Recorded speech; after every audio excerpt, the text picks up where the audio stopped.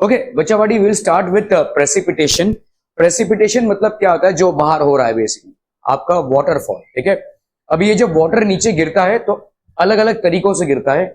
One is basically rain which we generally see in equatorial और tropical climates. ठीक है, the other one is basically fall of snow, जो आपको basically दिखेगा mountainous areas में, high altitude areas में, वहां पे पानी गिरते गिरते ही बर्फ हो जाता है। ठीक है, और आता है तीसरा आपका हेल स्टॉर्म्स। हेल स्टॉर्म्स बहुत खतरनाक होते हैं, यहाँ पे एक्चुअली स्टोन्स गिरते हैं। तो आप बोलेगी कि भाई साहब क्लाउड्स में स्टोन्स होते हैं क्या? नहीं, एक्चुअली क्या होता है, देखो वाटर का ड्रॉपलेट है, ये जितना भी इंप्योरिटीज है इनके साथ भाई साहब कंबाइन होता रहता है और स्टोन बन जाता है और वो नीचे गिरता है। आप डूब भाई साहब, आपके बहुत सारे गाड़ियां खराब हो सकती हैं।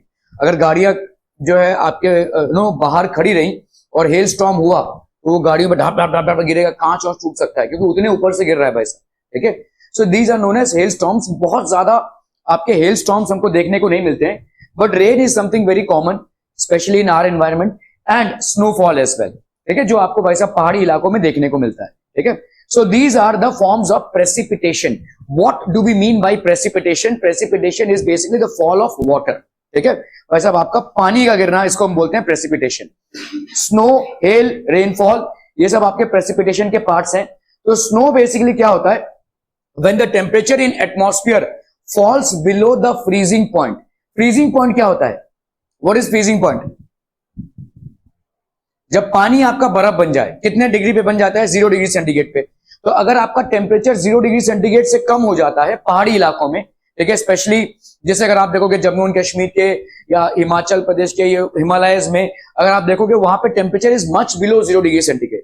तो फ्रीजिंग पॉइंट मतलब होता है वाटर का फ्रीजिंग पॉइंट। ठीक है, सो बेसिकली यहां पे आपका when the temperature in the atmosphere falls below the freezing point. So what is the freezing point? 0 degree centigrade. इससे नीचे अगर हो जाए, ठीक है, जैसे अगर आप देखोगे सियाचिन, एक basically highest, this is the highest battlefield in the world. Highest battlefield बोलते हैं इसको अपन। ठीक है, यहाँ पे भाई साहब हमारे आर्म फोर्सेस तैनात हैं और जनरली यहाँ का temperature is anywhere around -37 degree centigrade. इतना कम टेम्परेचर होता है। ठीक है, मतलब पूरा पूरा बर्फ बन जाता है वहां पे। अगर आप चाय भी बनाना चाहेंगे तो नहीं बना पाएंगे। ठीक है, so freezing point, the vapour in the gas form transforms into solid snow due to sublimation. तो ये वेपर भाई साहब कैसा बन जाता है? सॉलिड स्नो बन जाता है ड्यू टू सब्लिमेशन। ठीक है, snowfall, precipitation in the form of solid particles of snow. तो आपका प्रेसिपिटेशन मतलब ऐसे बर्फबारी होती है, हम इसको बोलते हैं बर्फबारी। ठीक है, प्रेसिपिटेशन मतलब पानी का गिरना, लेकिन पानी किस फॉर्मेट से गिर रहा है? बर्फ के फॉर्मेट में गिर रहा है। ठीक है, जैसे यहां पे पानी पानी के फॉर्मेट में गिर रहा है, यहां पे आप रेनफॉल बोल रहे हैं, लेकिन वहां पे आपका स्नोफॉल हो रहा है। क्यों? क्योंकि टेम्परेचर ही उतना है। टेम्परेचर इतना कम है कि भाई साहब पानी पानी की तरह नहीं गिर सकता, वो बर्फ के माध्यम से ही गिरेगा। It is below freezing point. So precipitation in the form of solid particles.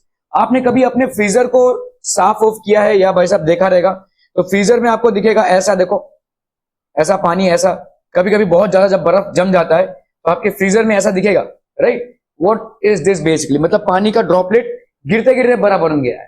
ठीक है, ऐसा ही आपके पहाड़ी इलाकों में होता है। तो आपका वही स्नोफॉल ही है, मतलब रेनफॉल ही है, लेकिन वो गिरते गिरते बर्फ बन जाता है। ठीक है, so in high latitudinal and temperate regions snowfall occurs at the mean sea level. Snowfall occur होता है मीन सी लेवल पे, मतलब आपका अगर सी लेवल है तो उसको हमको स्नोफॉल दिखेगा। ठीक है, कहां पे भाई साहब? High latitudinal and temperate regions. जो हाई लैटिट्यूडनल और टेम्परेट रीजन्स होते हैं वहां पे हमको स्नोफॉल देखने को मिलेगा। ठीक है, okay. In tropical area snowfall occurs at places located higher than the snow line altitude. जैसे देखो यहां पे क्या बोला जा रहा है, देखो in high latitudinal and temperate regions, देखो ये आपका अर्थ है, इसको समझिए, ये अर्थ है। ठीक है, ये आपका इक्वेटर हो गया। ठीक है, ये आपका ट्रॉपिक ऑफ कैंसर, ये आपका ट्रॉपिक ऑफ कैप्रिकॉर्न, समझ में आ रहा है ये? ठीक है, ये वाला जो सर्कल है इसको अपन बोलते हैं आर्कटिक सर्कल, और ये वाला जो होता है एंटार्क्टिक सर्कल। तो यहां पे भाई साहब क्या है? These are temperate regions. ये हो गए आपके temperate regions, these are basically temperate. ये हो गया भाई साहब आपका क्या? Temperate regions. ठीक है, मतलब इन रीजन्स पे, ठीक है, क्योंकि सनलाइट बहुत कम जाता है। ठीक है, अभी समझ लो सन, यहां पे सन का मैक्सिमम लाइट यहां पे, और यहां पे क्या है? स्लांटिंग रेज है, बहुत कम सनलाइट यहां पे पहुंचता है। ठीक है, इन हाई लैटिट्यूडनल, तो आपका देखो लैटिट्यूड यहाँ पे बहुत हाई है and temperate regions snowfall occurs at mean sea level. तो यहाँ पे आपको भाई साहब माउंटेन के ऊपर जाने की जरूरत नहीं है। मीन सी लेवल मतलब आपको दिखेगा कि समुंदर से लगी हुई जो जमीन है वहीं पे बर्फ जमा हो रहा है। आपने अंटार्कटिका और आपके मतलब अंटार्कटिका या आर्कटिक सर्कल में आपने देखा रहेगा पेंगुइन्स वगैरह या पोलर बेयर्स, ये कोई बहुत बड़े माउंटेन एरियाज पे नहीं रहते हैं, ये सी लेवल पे ही रहते हैं। समुंदर और बर्फ के जो टुकड़े होते हैं वो साथ ही फ्लोट कर रहे हैं, आपको दिखा रहेगा।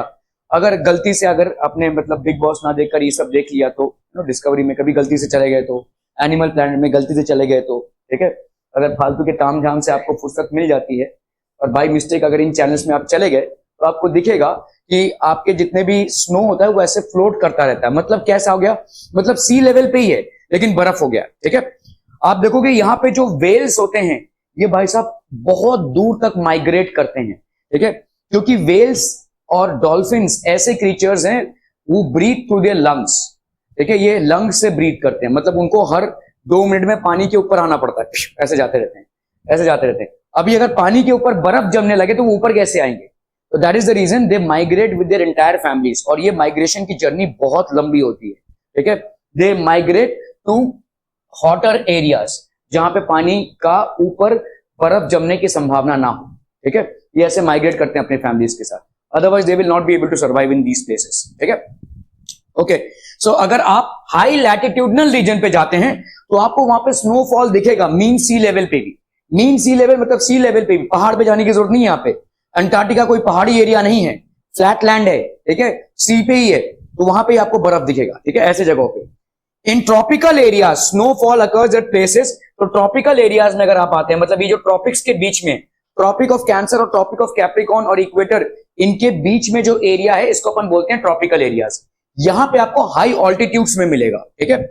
इन tropical area snowfall occurs at places located higher than the snow line at altitude.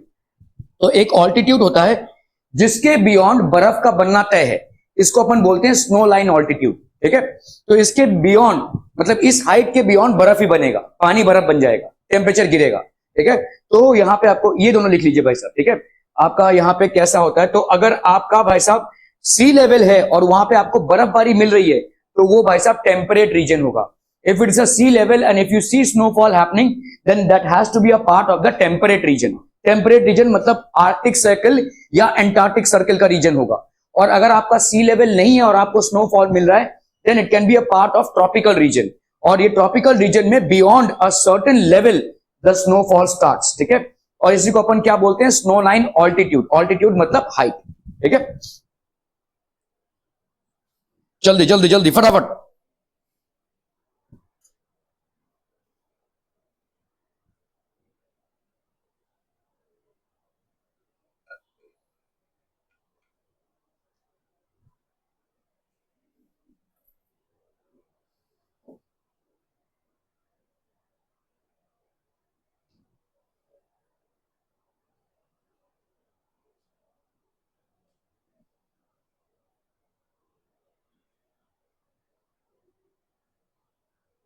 हो गया, डन डन डन, ओके।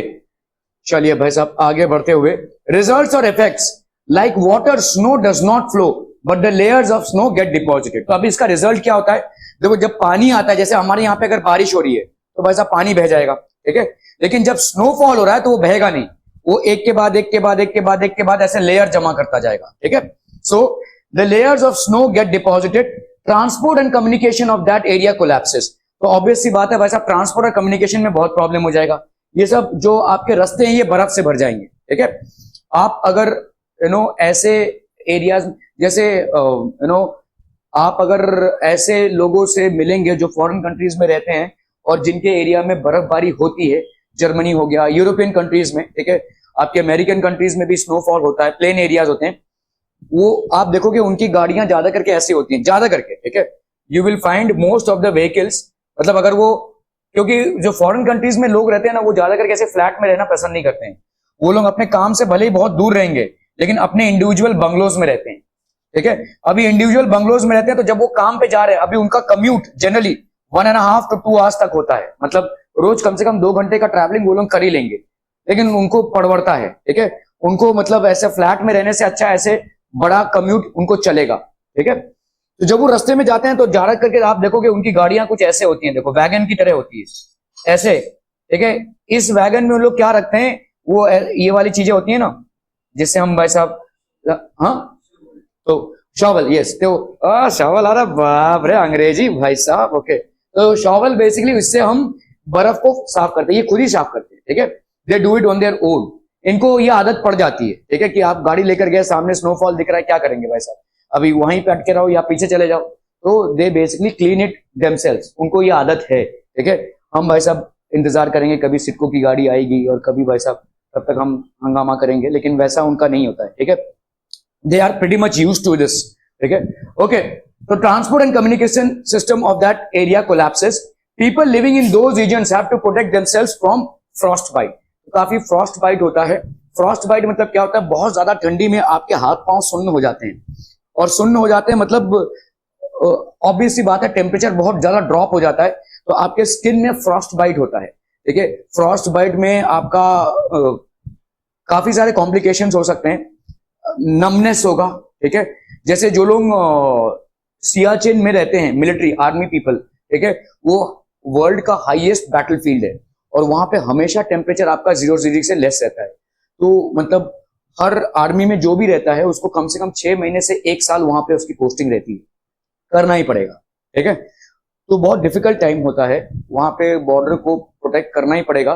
तो लेकिन वहां पे आप अगर देखोगे वो भर भर के, अभी वहां पे चाय भी नहीं बना सकते, ठीक है, चाय कॉफी भी नहीं बना सकते, तो उन लोग टेंट पे रहते हैं और उन लोगों को भर भर के चॉकलेट सप्लाई करते हैं। चॉकलेट से उनका बॉडी गर्म रहता है, ठीक है, क्योंकि आपका चॉकलेट प्योर शुगर है, और शुगर से आपके बॉडी में हीट प्रोड्यूस होगी, ठीक है। So that's one of the things. तो ये आपके फ्रॉस्ट बाइट को कम करेगा, दिस विल बी एक्चुअली आपके जो ये नमनेस हो जाता है, ठीक है, इनको कम करेगा, okay.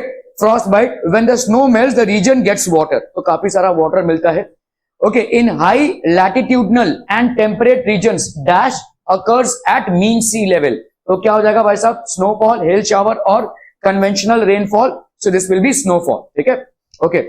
In tropical areas snowfall occurs at places located higher than the, कौन सा ऑल्टीट्यूड, मैंने आपको बोला था एक ऑल्टीट्यूड होता है जिसके ऊपर, स्नो लाइन ऑल्टीट्यूड बोलते हैं हम इसको, एक पर्टिकुलर ऑल्टीट्यूड के ऊपर आपका स्नोफॉल होगा, और इस ऑल्टीट्यूड को अपन स्नो लाइन ऑल्टीट्यूड बोलेंगे।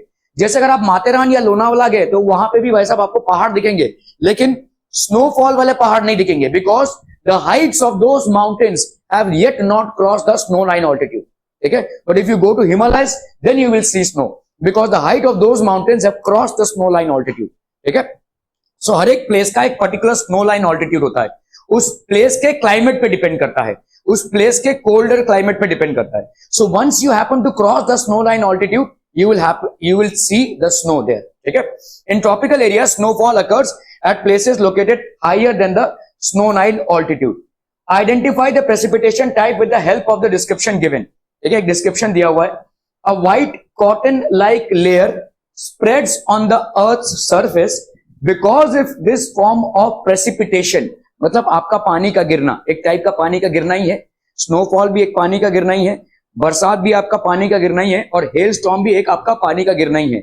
All these are different forms of precipitation, ठीक है। The state of Jammu and Kashmir has to change its capital in winters, तो उसको कैपिटल को चेंज करना पड़ता है। Why would they change the capital? देखो, किसी भी राष्ट्र का या किसी भी स्टेट का जो कैपिटल होता है वो इंपॉर्टेंट होता है ना, क्योंकि उसमें सारे एक्टिविटीज होते हैं, जितने भी पार्लियामेंट्रियंस होते हैं वहां पे आपके भाई साहब मीटिंग्स करेंगे, वो करेंगे, तो सारी एक्टिविटी वहां से होती है। जैसे आपका भाई साहब Mumbai is the capital of Maharashtra, तो सारा सेंट्रल एक्टिविटी जो है मुंबई में होगा, ठीक है। मुंबई में कोर्ट्स होंगे, मुंबई में भाई साहब आपके इंपॉर्टेंट आपका पार्लियामेंट बिल्डिंग होगा, ये सब कुछ मुंबई में ही होगा ना, ऑब्वियसली, बिकॉज आपका मुंबई जो है महाराष्ट्र का कैपिटल है, ठीक है। So it will be the centre of all business as well as government activities. लेकिन इतना ज्यादा स्नो हो जाता है वहां पे कि उस जगह पे हम नॉर्मल एक्टिविटीज को जारी नहीं रख सकते हैं, ठीक है। इसीलिए कैपिटल को कुछ महीनों के लिए चेंज करना पड़ता है, ठीक है। In winters in Maharashtra it does not precipitate like this. तो महाराष्ट्र में किस तरीके का प्रेसिपिटेशन दिखेगा आपको? वाटरफॉल या रेनफॉल। जम्मू एंड कश्मीर में किस तरह का प्रेसिपिटेशन दिखेगा आपको? स्नोफॉल। और ये किस टाइप का स्नोफॉल है? What type of snowfall is it? It is a snowfall in temperate region की ट्रॉपिकल रीजन। ट्रॉपिकल रीजन में है but beyond the snow line altitude. Tropical region का स्नोफॉल है beyond the snow line altitude. अगर हम Antarctica या Arctic circle के snowfall की बात कर रहे हैं तो that will be a temperate snowfall that happens at mean sea level. ठीक है भाई साहब, अगर हम यहां पे देखो 2 टाइप के स्नोफॉल हो गए। अगर आपका स्नोफॉल है कहां पे, स्नोफॉल है अगर भाई साहब आपका टेम्परेट रीजन, टेम्परेट रीजन में भाई साहब स्नोफॉल मीन सी लेवल पे होगा, मीन सी लेवल पे। और ट्रॉपिकल रीजन में आपका स्नोफॉल कहां पे होगा, बियॉन्ड स्नो लाइन ऑल्टीट्यूड। समझ में आ रहा है भाई साहब? ये देखो आपका टेम्परेट रीजन है, जैसे एंटार्क्टिका हो गया भाई साहब, तो टेम्परेट रीजन मतलब क्या है, आपके ये सी लेवल है, यहां पे आपको स्नोफॉल देखने को मिलेगा। तो आपके अर्थ में ये हो गया आपके टेम्परेट रीजन्स, आर्कटिक सर्कल या Antarctic Circle, these are basically temperate regions where only the slanting rays of sun will reach, the direct rays of sun will not reach there. Graph है क्या? 2 मिनट रुक। ठीक है, तो यहां पे भाई साहब only slanting rays will reach. ठीक है,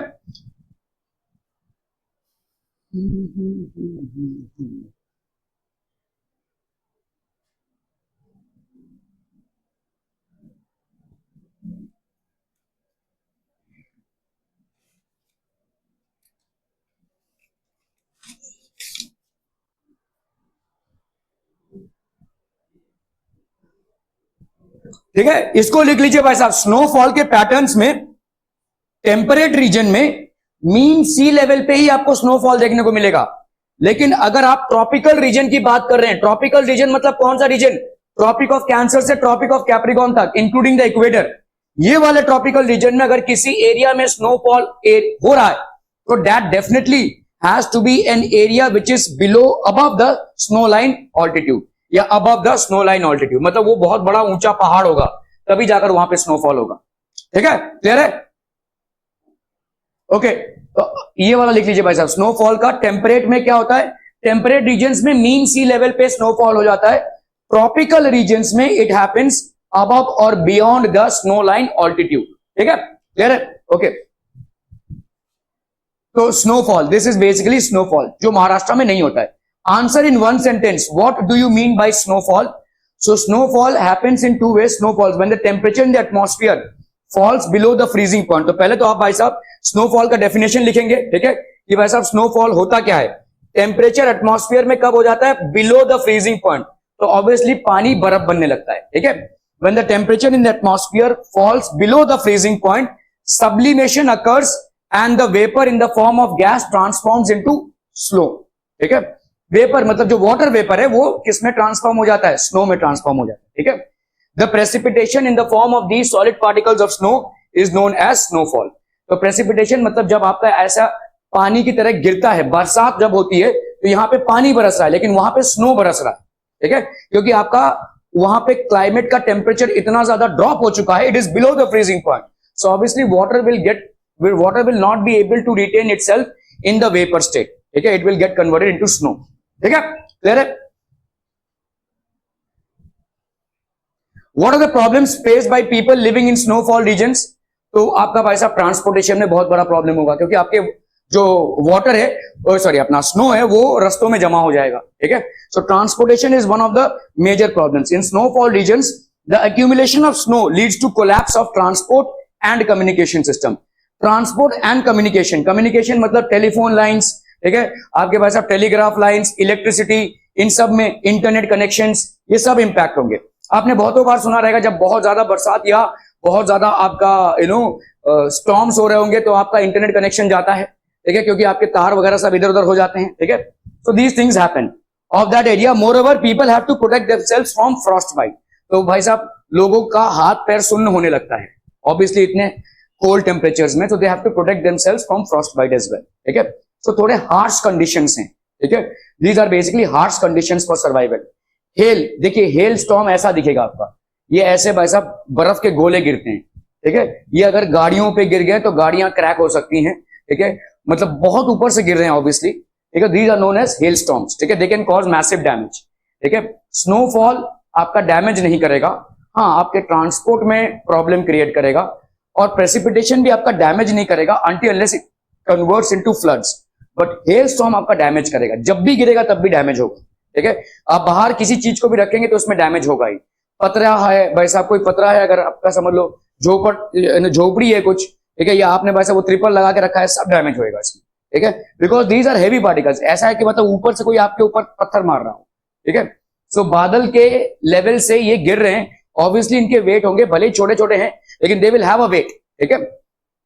सो हेल स्टॉर्म्स जब ये खेतों पे गिरते हैं तो पूरी की पूरी खेती बर्बाद हो जाती है, क्योंकि वो क्रॉप्स हैं भाई साहब, ठीक है, सिंपल खेती है भाई साहब, कोई क्रॉप्स है, वीट की खेती है भाई साहब या राइस की खेती है, और अचानक से हेल स्टॉर्म हो गया, पूरा खेत बर्बाद हो जाएगा, पूरी फसल खराब हो जाएगी, क्योंकि फसल के ऊपर ये अगर गिरेगा तो ऑब्वियसली इसका वेट है और ये पूरा पूरा तहस तहस हो जाएगा। अगर बरसात हो जाए तो शायद ना खराब हो, लेकिन ये अगर गिरा तो खराब होगा ही होगा, ठीक है, because these are hailstorms, they will have a weight and they will cast their weight on the growing crops, ठीक है। When there is lot of heat on the earth's surface, the upward airflow blows at a great speed, ठीक है। Temperature of air reduces and condensation of water vapor take place, ठीक है। तो ऐसा नहीं है कि ऐसा जो हेल स्टॉर्म है वो सिर्फ बर्फीले इलाकों में ही होगा, ये कभी कभी आपके मुंबई में भी दिख सकता है, हो सकता है, क्योंकि जब ऊपर का टेम्परेचर बहुत कम हो गया हो तो वाटर स्नो में कन्वर्ट हो जाता है, ठीक है। Temperature of air reduces and condensation of water vapour takes place and dark clouds are form because of the upward movement of air. These water droplets go to a higher altitude. तो आपका भाई साहब देखो, ये देखो क्या हो रहा है यहां पे, लेट्स से ये आपका अर्थ है, ठीक है, ये अर्थ है भाई साहब, अभी यहां पे सन्स रेज आ रहे हैं, ठीक है, ये हीट हो रहा है, देखो ये वाला जो आपका लेवल रहता है ना, यहां पे सन का हीट भी आ रहा है प्लस अर्थ का हीट भी आ रहा है, अर्थ हीटेड अप हो रहा है तो अर्थ भी इस एयर को भाई साहब हीट कर रहा है, तो ये क्या होगा भाई साहब, ऊपर जाएगा, ठीक है। और जब ये ऊपर जाएगा तो एयर के मॉलिक्यूल्स को, ये वाटर के मॉलिक्यूल्स को, एयर में वाटर वेपर है तो इसको भी ऊपर लेकर जाएगा ये, ठीक है। When this air is moving up it will take the water vapour which is present in the atmosphere along with it, ठीक है। जब ये वाटर वेपर एक हायर ऑल्टीट्यूड में चला जाएगा बिलो फ्रीजिंग पॉइंट में, तो अब ऑब्वियसली किसमें कन्वर्ट हो जाएगा, it will get converted into ice and these islets will fall down, ठीक है, ये नीचे गिरेंगे और इसी को अपन हिल स्टॉर्म बोलते हैं, ठीक है। बहुत गर्मी के दिन में भी आपको ऐसे हेल स्टॉर्म्स दिख सकते हैं, और ज्यादा करके बहुत गर्मी के दिन में ही ऐसा होगा, क्योंकि जब एयर बहुत ज्यादा हीटेड अप हो जाएगा तो बहुत स्पीड से वो ऊपर जाएगा और ये वाटर वेपर जो एटमॉस्फेयर में इसको ऊपर लेकर जाएगा, और ऊपर जाते ही beyond a certain height, what is this height, what is this height known as snow line altitude, तो इसको अपन स्नो लाइन ऑल्टीट्यूड के बियॉन्ड में वो क्या हो जाएगा, बर्फ में कन्वर्ट हो जाएगा और फिर वो नीचे हेल स्टॉर्म बन के गिरेगा।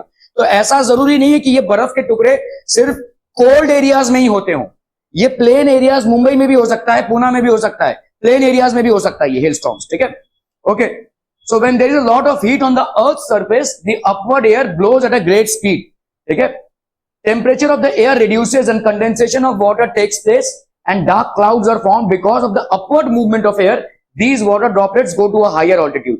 सॉलिडिफिकेशन, तो यही वाटर ड्रॉपलेट्स ऊपर चले जाते हैं और इनका भाई साहब क्या हो जाता है, दे बिकम सॉलिड, ठीक है, and hail stones are form, ऐसे भाई साहब बर्फ के गोले गिरते हैं नीचे, ठीक है। हेल शावर्स बोलते हैं, as hail stones are heavy they fall towards the ground but because of the frequent upward flow और air they are repeatedly taken upward. मतलब कैसा होता है, ये गिर रहे हैं लेकिन अपवर्ड फ्लो हो रहा है, फिर ऊपर जा रहे हैं, फिर नीचे आ रहे हैं, फिर ऊपर जा रहे हैं, फिर नीचे आ रहे हैं, ऐसे उछलते रहते हैं, ठीक है। सो ये हेल स्टॉर्म्स के दौरान ऐसा होता है। New layer of snow encapsulates the hail, तो भाई साहब न्यू लेयर एक बनने लगता है, यही वाले जो वाटर ड्रॉपलेट्स नीचे आ रहे हैं क्योंकि ऊपर जा रहा है वाटर अपना एयर, तो उसको ऊपर लेके जाता है, फिर से बर्फ बनाता है, तो एक नया लेयर स्नो का बनने लगता है। ऐसा नहीं कि भाई साहब सारे के सारे नीचे गिर जाएंगे, कुछ भाई साहब क्या हो जाएंगे, फिर से ऊपर चले जाएंगे, फिर से वो स्नो बनेगा, फिर से वो नीचे गिरेगा, ठीक है। This happens quite a few times hence concentric layers are formed while the hail grows in size। तो ऐसी तरह से आपका जो है तो एक छोटा सा जो हेल स्टॉर्म था वो रिपीटेडली ऐसा होते होते होते होते बड़ा बन जाता है, बड़ा गोला बन जाता है बर्फ का, ठीक है। Because of gravity these big heavy hail stones fall rapidly on the ground, बहुत जोर से गिरते हैं ये, ठीक है। This type of precipitation is called hello showers. Effects क्या हो जाएंगे, क्रॉप्स, सबसे ज्यादा इफेक्ट होता है हेल स्टॉर्म्स का क्रॉप्स में, ठीक है। क्रॉप्स गेट डिस्ट्रॉयड, बहुत बड़े पैमाने पे क्रॉप्स का डिस्ट्रक्शन होता है। अगर कोई मतलब फसल हो चुकी है, मतलब सिर्फ काटने की देरी है, हेल स्टॉर्म हो गया तो पूरा का पूरा आपका फसल बर्बाद हो जाएगा, it will completely get destroyed.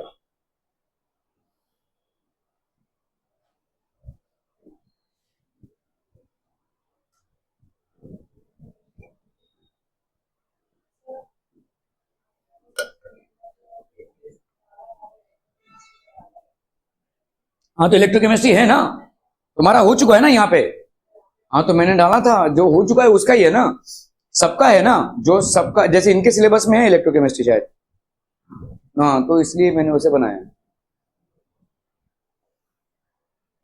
यहां पे अगर वो चैप्टर नहीं हुआ है तो अलग बात है, अगर हुआ है तो फिर उसको मैंने डाल।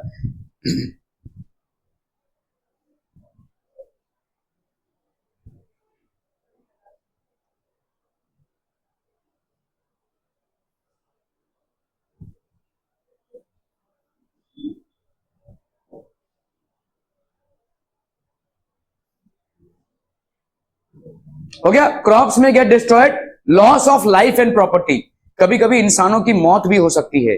अगर कोई इंसान भाई साहब पूरे हेल स्टॉर्म में खड़ा है और उसके ऊपर बहुत सारा हेल स्टॉर्म गिर गया, that person can actually die, property का लॉस होता है। अगर जैसे गांव खेड़े में आप देख रहे हो, छपड़े का जो छत होता है वो डैमेज हो सकता है, हल्के फुल्के जो छत होते हैं वो डैमेज हो सकते हैं, ठीक है। आपका जो बाहर गाड़ियां खड़ी होती हैं वो डैमेज हो सकती हैं, ठीक है, इन हेल स्टॉर्म्स के जरिए। Reason, hails occur during summers in India, Africa and in some parts of Southeast Asia। इन दोनों को लिख लीजिए, क्रॉप्स में गेट डिस्ट्रॉयड, लाइफ का तो जितना लॉस नहीं होगा लेकिन प्रॉपर्टी का लॉस जरूर होता है, प्रॉपर्टी का लॉस हेल स्टॉर्म्स में बहुत ज्यादा होता है। They generally happen to destroy vehicles। Mumbai में होना चाहिए भाई साहब, इतनी गाड़ियां हैं भाई साहब बाहर खड़ी हुई हैं, 4-5 गाड़ियां तो डैमेज होनी चाहिए भाई साहब। लोगों के पास एक पार्किंग एरिया है और 5-5 गाड़ियां हैं भाई साहब, बाकी 4 गाड़ियां अरे रास्ते पे हैं भाई साहब। आपको कभी समझ में नहीं आता होगा, आप अगर पूरे कामोटे का टूर करेंगे ना, आपको ऐसी गलियां मिलेंगी जहां पे दोनों साइड में गाड़ियां हैं, मेन रोड में भी दोनों साइड में गाड़ियां हैं। कभी कभी मैं सोचता हूं कि अगर किसी बिल्डिंग में आग लग गया तो ये जो फायर ब्रिगेड आएगा वो कैसे आएगा वहां पे। हालांकि फायर ब्रिगेड के पास लाइसेंस है कि गाड़ियों को उड़ा दो, क्योंकि अगर इमरजेंसी है तो इन गाड़ियों को उड़ा दो। मेरे को तो ऐसा कुछ कर देना चाहिए भाई साहब, गाड़ियां जाए भाई साहब। और मतलब ऐसा, मतलब पहली बात तो ऐसे बिल्डिंग्स को परमिशन देना ही नहीं चाहिए जिसमें पार्किंग एरिया ना हो, क्योंकि लोग गाड़ियां तो लेंगे, यहाँ पे गाड़ियों पे कोई रोक टोक नहीं है। आप देखिए स्विट्जरलैंड जैसे एरिया में अगर आपकी पब्लिक ट्रांसपोर्ट इतनी अच्छी है और प्लस वहां पे अगर आप गाड़ी लेने जाएंगे तो गवर्नमेंट आपको डिस्करेज नहीं करेगी, लेकिन लाइसेंस लेने जाएंगे ना तो आपके जूते घिस जाएंगे, लाइसेंस नहीं मिलेगा, और इसीलिए लोग गाड़ी लेते ही नहीं है। और इसीलिए वहां का एनवायरनमेंट इतना क्लीन है कि वहां पे 80% इनकम आपका टूरिस्ट से जनरेट हो रहा है, 80% of the income, that is so beautiful. ये आपका प्लानिंग है प्रॉपर। और यहाँ पे तो भाई साहब ऑटोमोबाइल इंडस्ट्री अपने मतलब बेस्ट फेज में है, लेकिन लोग ये नहीं समझ रहे हैं कि अगले 10 सालों में रस्तों में निकलना मुश्किल हो जाएगा। गवर्नमेंट भाई साहब हाईवेज बना रही है, ये बना रही है, और कितना बनाओगे भाई साहब, एक एक फैमिली में 5-5 गाड़ियां लेके चल रहे हैं लोग, और कोई रोक टोक ही नहीं है इसमें। देयर इज नो, मतलब this will become a severe situation in the coming years. आप कितना भी हाईवेज बना लो, कितना भी आप भाई साहब इसे बना लो, लेकिन जब तक आप पब्लिक ट्रांसपोर्ट को प्रमोट नहीं करोगे और इंडिविजुअल व्हीकल्स, देखिए ऑटोमोबाइल सेक्टर इंडिया में बिग बूमिंग सेक्टर है। बाकी सारे जगहों पे आप सुन रहे होंगे कि रिसेशन चल रहा है भाई साहब, बहुत इकोनॉमी डाउन में जा रही है, लेकिन ऑटोमोबाइल इंडस्ट्री भाई साहब इंडिया में बहुत ज्यादा डेवलप हो रही है, क्योंकि यहाँ पे भाई साहब गाड़ियां बिक रही हैं। लेकिन जिस रेट से गाड़ियां बिक रही हैं, पेट्रोल को तो अपन बाद में देखेंगे, लेकिन ये आपको हर गली कुच्चे में भाई साहब दोनों साइड गाड़ियां पार्किंग में दिखेंगी। और रीजन यही है कि लोगों के पास गाड़ी खड़ी करने को जगह नहीं है, पैसा है गाड़ी खरीदने का। Reason, so what is basically reason? Hails occur during summers in India, Africa and in some parts of Southeast Asia. Because of the heat in the atmosphere, hail does not occur in equatorial areas. Equatorial areas में hailstorm नहीं होगा, India, Africa and some parts of Southeast Asia में ये होता है। इसको लिख लीजिए, hailstorms will not occur in equatorial regions। जहां पे इक्वेटर है, जहां पे हीट काफी ज्यादा होता है, वहां पे क्या हो जाएगा, हेल अगर डेवलप भी होता है तो वो हीट से पिघल जाएगा, it will get converted into rain। Even if hails develop, they will get converted into rain droplets. ठीक है.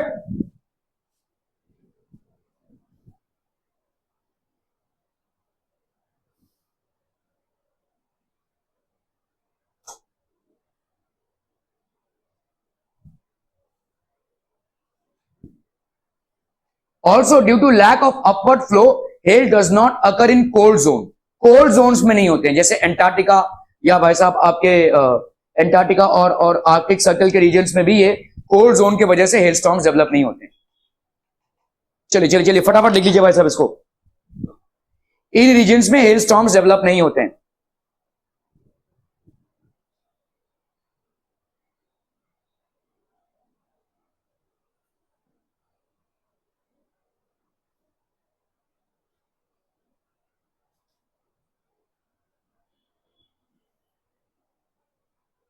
Done.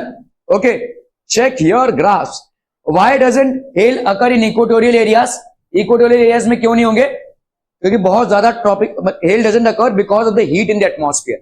काफी ज्यादा हीट होता है एटमॉस्फेयर में, तो अगर बर्फ का गोला बन के गिर भी रहा होगा तो हीट की वजह से पिघल जाता है. समझ में आ रहा है? ये हेल स्टॉर्म मतलब क्या है? बर्फ का गोला बन के गिर रहा है, लेकिन एटमॉस्फेयर में इतना ज्यादा हीट रहेगा ट्रॉपिकल एरियाज में, इक्वेटोरियल एरियाज में, क्योंकि आपका डायरेक्ट रे ऑफ सनलाइट होता है.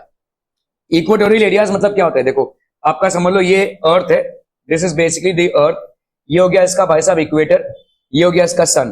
तो डायरेक्ट हीट है भाई साहब, this is basically direct heat falling on equator. और ये इक्वेटर में अगर आएगा, तो अगर इक्वेटर में आपका हेल स्टॉर्म बन भी गया, तो ये जब नीचे आएगा तो ये पिघल जाएगा. This will basically melt. ठीक है. Hello does not occur in equatorial areas because of the heat in the atmosphere. Identify the precipitation type with the help of the description given. आपने प्रेसिपिटेशन दो टाइप्स के पढ़े हैं अभी तक फिलहाल.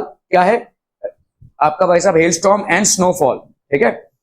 It never precipitates like this in equatorial areas. Equatorial areas में क्या देखने को नहीं मिलता है? हेलस्टॉर्म्स नहीं देखने को मिलेंगे. Precipitation in this solid form sometimes causes damage to crops. तो obviously this is what type of precipitation? Hailstorms. ठीक है. So this is hailstorms. Write a short note on hailstone. This form of precipitation when frozen water droplets fall rapidly on the ground because gravity as hail. तो आपके frozen water droplets हैं, ice है जो बहुत जोर से नीचे गिरते हैं due to gravity. The process of hailstone formation is initiated when there is a lot of heat on the earth's surface. काफी सारा heat generate होता है. When this happens, the air on the earth's surface expands and starts blowing in the upward direction at a great speed. तो ऊपर की तरफ जाता है भाई साहब. ठीक है. At a great speed. This speedy upward flow reduces the temperature of the air and consequently the water vapor condenses and forms dark clouds. तो ऊपर जाकर भाई साहब dark clouds बनेंगे. However, as the air is moving upward, the water droplets in these clouds rise along with it and reach higher altitudes. ठीक है. Hence they get solidified to form hailstones. Okay, अभी हम आएंगे भाई साहब third form of precipitation पे, which is also known as rainfall. ठीक है.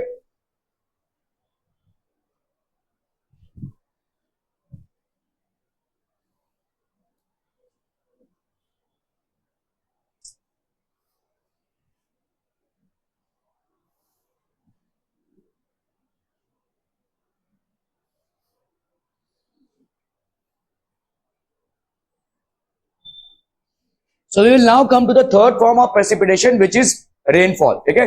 Air with water vapor goes higher, its temperature gets reduced. तो जो एयर है ऊपर जाता है उसका टेम्परेचर भाई साहब रिड्यूस होता है. ठीक है.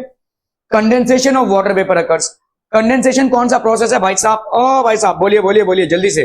तो अगर आपका भाई साहब यहां पे आइस है, ये भाई साहब वाटर में चेंज होता है. जब आपको इस प्रोसेस को अपन क्या बोलेंगे?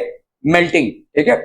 Water changes into water vapour, इस प्रोसेस को अपन क्या बोलेंगे? इवेपोरेशन. जब आप इसको कूल डाउन करेंगे तो कंडेंसेशन से फिर से ये वाटर बन जाएगा. Water vapour when it is condensation undergo करता है तब ये वापस क्या बन जाएगा? वाटर. ठीक है. So air with water vapours goes higher, its temperature gets reduced, condensation हो जाएगा भाई साहब वहां पे. और जैसे ही कंडेंसेशन होगा वाटर वेपर का क्या बनेगा? Water, and will fall down as rain. ठीक है. हमारा ध्यान बिल्कुल भी नहीं है. ठीक है. It will fall down as rain. Condensation of water vapour occurs when the condensed water droplets and dust particles accumulate, the clouds are formed. तो आपका क्या होता है, देखो क्लाउड्स आर फॉर्म, मतलब यहाँ पे जो क्लाउड्स बनते हैं, ठीक है, ये आपका सिर्फ वाटर से नहीं बनता है। ये जो आपका क्लाउड बना है, this is basically water droplets. Water droplets को एक एटमॉस्फेरिक पार्टिकल चाहिए, ठीक है, पार्टिकल चाहिए तभी जाकर वो क्लाउड बन पाएगा।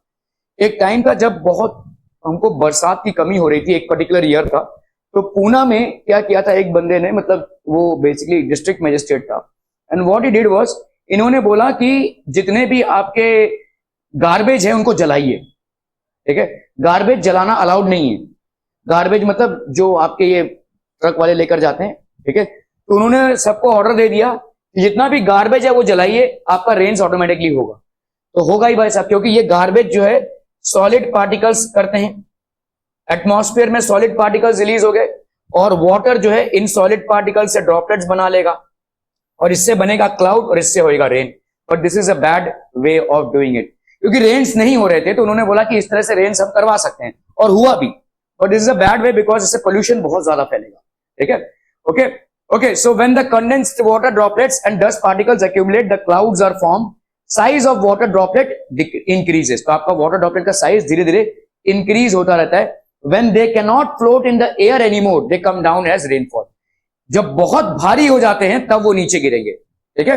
एक्चुअली में हर समय ही ऊपर क्लाउड्स में ऐसे वाटर ड्रॉपलेट्स रहेंगे, लेकिन वो सिर्फ बरसात के टाइम पे ही नीचे इसलिए गिरते हैं क्योंकि आपका बहुत भारी हो गया है। वो water droplet has become too heavy to sustain itself in the atmosphere, and it has to fall down, and when it falls down in the form of rain, ठीक है। क्लियर है भाई साहब?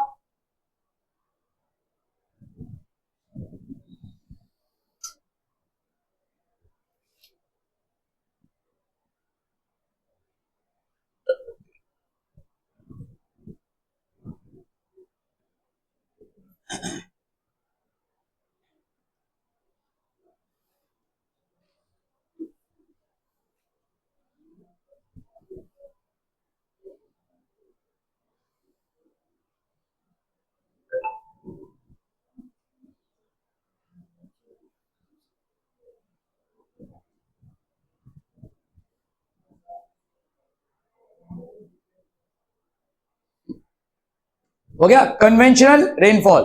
इन equatorial areas the surface and the air near it heats up. तो surface और air उसके बाजू में हीट अप हो जाता है। इक्वेटोरियल एरियाज में डायरेक्ट सनलाइट होता है भाई साहब, ठीक है। Equatorial areas will basically receive direct sunlight, ठीक है। तो डायरेक्ट सनलाइट होता है, इसके लिए भाई साहब इनका हीट भी काफी ज्यादा होता है, एंड द एयर जो है वाटर के आजू बाजू हीट अप होता है, it spreads and becomes lighter. तो आपका भाई साहब देखो यहाँ पे एयर जो है तो हीटेड अप होकर ऊपर चला गया, ये क्लाउड बन गया, और यही क्लाउड भाई साहब आपका रेन बन के गिरेगा, है ना। यहाँ पे आपका जो सी है, सी से वाटर इवेपोरेट होता है, वाटर इवेपोरेट, और इवेपोरेशन का रेट बढ़ता है हीट के साथ। जितना ज्यादा हीट बढ़ेगा उतना ज्यादा इवेपोरेशन बढ़ेगा। तो ये आपका कन्वेंशनल रेनफॉल है। जनरली हमको ये जो रेन मिल रहा है ये due to this is basically due to conventional rainfall, ठीक है। तो ये आपका नॉर्मल रेनफॉल है। When the air goes upward it cools down, तो ये कूल डाउन हो जाएगा। As the moisture holding capacity of cold air is less, condensation of water vapour occurs and rainfall occurs, ठीक है। तो इससे भाई साहब कंडेंसेशन से रेनफॉल हो जाएगा। अकर्स इन द, तो ये जो आपका कन्वेंशनल रेनफॉल है ये कहां कहां पे होता है? Congo basin of Africa and Amazon basin of South America. इसको लिख लीजिए भाई साहब। Where does this conventional rainfall occur?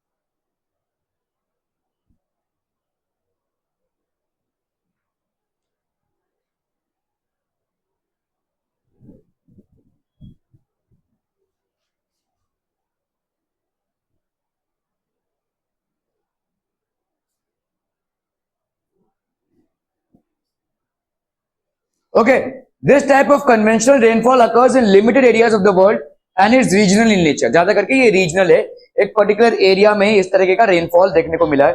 This is certainty in rainfall occurring in the equatorial areas. ये भाई साहब सिर्फ और सिर्फ इक्वेटोरियल एरियाज में ही दिखेगा। जैसे अमेजन फॉरेस्ट आपका भाई साहब इक्वेटोरियल एरिया में आता है, कॉन्गो बेसिन अफ्रीका ये भी भाई साहब आपका इक्वेटोरियल एरिया में आता है। This is certainty in the rainfall occurring in the equatorial area, ज्यादा करके ये आपको इक्वेटोरियल एरियाज में ही मिलेगा। ठीक है, okay. orographic rainfall, now what is orographic rainfall? Winds that come from lakes or seas are moisture laden and are obstructed by high mountain। तो आपको जो रेनफॉल मिल रहा है वो ओरोग्राफिक रेनफॉल है। देखिए क्या हो रहा है, आपका जो अरेबियन सी से जो विंड्स है वो क्लाउड को ला रहे हैं, लेकिन आपके वेस्टर्न घाट्स इतने बड़े हैं कि ये क्लाउड्स क्रॉस नहीं कर पा रहे हैं, जिसके वजह से भाई साहब आपका जून से लेकर सितंबर तक अभी तक बारिश चालू है। ठीक है, क्योंकि ये आपके मॉइस्चर लेडन क्लाउड्स हैं, but they are not able to cross the Western Ghats. आपके जो Lonavala, Matheran, these are all parts of western ghats, so obviously they are not able to cross these ghats because of which rain is constantly happening। आप अगर देखोगे महाराष्ट्र में एक section को बहुत ज्यादा पानी मिल रहा है और दूसरे सेक्शन में सूखा पड़ा हुआ है, ड्राउट एरियाज हैं। जैसे Vidarbha is basically a drought area, ठीक है, सूखा पीड़ित एरिया है, और काफी फार्मर्स लोग वहां पे सुसाइड कर चुके हैं because they are not able to support irrigation. Maharashtra का ये एरिया है, ये इधर हमको भाई साहब इतना पानी मिल रहा है जो हम इसकी अहमियत नहीं जानते हैं, लेकिन उधर भाई साहब लोग बूंद बूंद को तरस रहे हैं, क्योंकि बीच में आपका वेस्टर्न घाट्स है, which is not allowing the moisture laden clouds to cross over and fall on the other side. ठीक है, तो इस तरीके के रेनफॉल को, तो जैसे समझ लीजिए ये समुंदर से पानी इवेपोरेट हुआ, बना क्लाउड, लेकिन ये क्लाउड बनकर इस माउंटेन को क्रॉस नहीं कर पा रहा है। बड़े बड़े माउंटेन रेंजेस हैं, तो यहां पे क्या हो जाएगा भाई साहब, ये यहां पे ही गिर जाएगा। ठीक है, it is going to fall on this side only. So winds that come from lakes, तो इस टाइप के रेनफॉल को अपन क्या बोलते हैं, orographic rainfall. So what you are receiving is basically orographic rainfall. ठीक है, winds that come from lakes और सीज आर मॉइस्चर लेडन, काफी मॉइस्चर कंटेंट इसमें ज्यादा होता है, and are obstructed by the high mountain ranges. तो इनके भाई साहब हाई माउंटेन रेंजेस होते हैं, ये इनको ऑब्स्ट्रक्ट करते हैं। ठीक है, okay, they start going upwards along the slope of the mountain. तो भाई साहब ये भाई साहब ये क्रॉस करने की कोशिश करते हैं, लेकिन क्रॉस करते करते एक पर्टिकुलर ऑल्टीट्यूड में ये और ऊपर नहीं जा सकते, क्योंकि इनका वेट बढ़ चुका है। ठीक है, और ये फिर नीचे गिर जाएंगे। ठीक है, तो they start, temperature of these winds drop and condensation occurs and rainfall takes place. Rainfall occurs because of the obstruction of mountains. इसको लिख लीजिए भाई साहब, प्राइमरली आपके माउंटेन्स हैं जिसके वजह से रेनफॉल अकर हो रहा है। तो आपके वेस्टर्न घाट्स के वजह से आपको रेनफॉल मिल रहा है। This type of rainfall is known as orographic rainfall. So moisture laden clouds that happen to arise from seas and oceans are not able to cross the mountains, because of which these regions receive a high amount of rainfall, and this type of rainfall is known as orographic rainfall. ठीक है, windward side of the mountains gets more rain। ठीक है, तो obviously ये वाला side ज्यादा rain होगा, और इसको अपन रेन शैडो एरिया बोलेंगे। This is rain shadow area, ये सूखा पीड़ित एरिया होगा, यहां पे पानी की कमी होगी, और यही महाराष्ट्र में भी हो रहा है। ठीक है, आपके वेस्टर्न घाट्स की वजह से हमें बहुत पानी मिल रहा है, लेकिन ये जो विदर्भ एरिया है इसको पानी ही नहीं मिल रहा है। ठीक है, okay, windward side of the mountain gets more rain. After crossing the mountains the amount of vapour in the air decreases and the moisture holding capacity increases. ठीक है, तो आपका भाई साहब यहाँ पे क्या होगा, leeward side of mountains gets less rainfall. ये वाला साइड जो है it will get less rainfall and the area is identified as rain shadow area. इसको लिख लीजिए भाई साहब, लीवर्ड साइड ऑफ माउंटेन मतलब ये वाला साइड में आपका भाई साहब मॉइस्चर लेडन क्लाउड जा ही नहीं पाएंगे, सारा मॉइस्चर तो भाई साहब इधर ही उतर गया। ठीक है, तो उधर कुछ रहेगा ही नहीं। Leeward side of mountain gets lesser rainfall, बहुत कम बारिश होगी, इतनी कम कि भाई साहब ऑलमोस्ट सूखा पीड़ित एरिया हो जाएगा। It will almost get converted into a drought और a famine area, and the area is identified as rain shadow area. तो ये वाला जो हिस्सा आता है इसको अपन क्या बोलते हैं, rain shadow area. Are we clear on this one people? हम एनी क्वेश्चन हम जल्दी जल्दी जल्दी फटाफट से लिख लीजिए भाई साहब। 12th वाले हो गया भाई साहब? कितने बजे तक टाइम था? 8:30 तक टाइम था। अच्छा जी,